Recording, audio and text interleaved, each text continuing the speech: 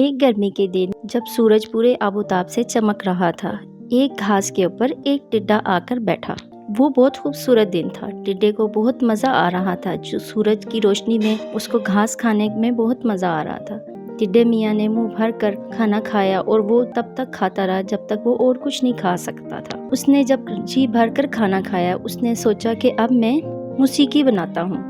उसने अपने पिछले टांगों को उठाया और अपने परों के साथ रगड़ने शुरू हो गया और एक बुलंद आवाज़ बनाई, दिलकश, बहुत प्यारी आवाज़ है, मैंने बहुत अच्छी मौसीकी बनाई है। टिड्डे मियाँ की आवाज़ से सुनकर एक चूंटी जो पास से गुजर रही थी, उसने कहा, अब छुट्टी करो टिड्डे मियाँ, अब मैं काम कर रही हूँ। तुम्हारे इस मौसीकी की वजह से मेरे सर में दर्द होने शुरू हो गया है। टिड्डे मियाँ ने पूछा, क्या तुम्हें मेरी मौसीकी पसंद नहीं आई?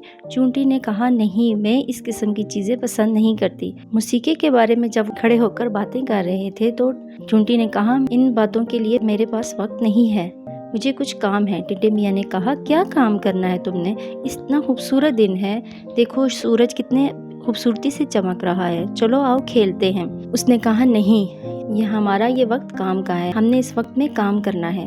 टिड्डे को ख्याल आया कि चूंटी जो थी वो एक बड़ा मकई का कांटा खींच के लेके जा रही थी। तो उसने पूछा, तुम ये मकई का कांटा किधर लेके जा रही हो और तुमने इसका क्या करना है? और ये बहुत मुश्किल काम लग रहा है, टिड्डे ने कहा।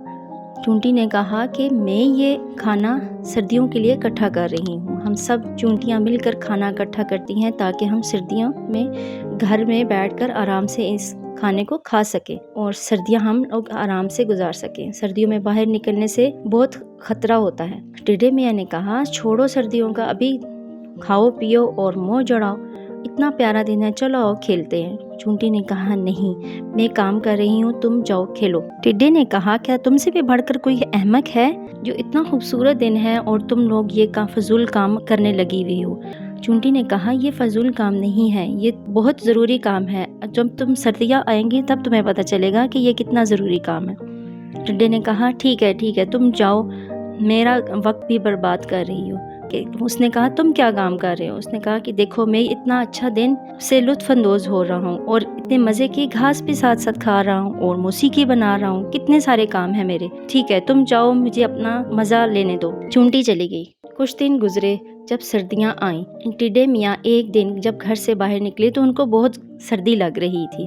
वो इधर उधर सर्दी में खाने की तलाश में फिरते रहे, लेकिन उनको कहीं खाना नहीं मिला। अचानक उनको चूंटी नजर आई। चूंटी से कहा, टिड्डे मियाँ ने कहा, चूंटी कहाँ जा रही हो? चूंटी ने कहा, मैं तो अपने घर जा रही हूँ। उसने कहा, खाना बहुत कम हो गया है ना? चूंटी ने कहा, नहीं, हमारे पास तो बहुत खाना है, बीज हैं बहुत सारे और मकई के दाने भी हैं, हम लोगों ने तो बहुत सारा खाना इकट्ठा करके रखा हुआ है। उसने कहा, अच्छा, क्या तुम मुझे थोड़ा सा खाना दोगी? उसने कहा, क्यों नहीं, मैं नहीं दूंगी, मैंने तुम्हें उस वक्त कहा था ना जब बहुत सारा खाना था कि अपनी सर्दी के लिए बचा के रख लो।